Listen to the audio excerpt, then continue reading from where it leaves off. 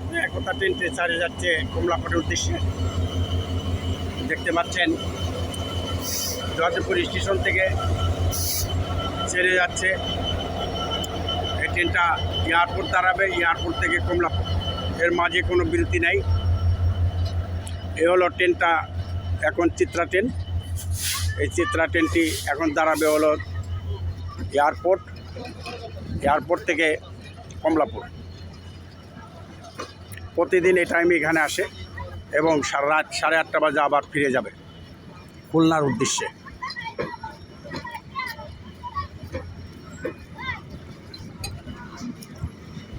এভাবেই প্রতিদিন এই ট্রেনটা যাওয়া আসা করে, মানে বিকালে আসবে, আবার রাতে 8:30 বাজে চলে যাবে।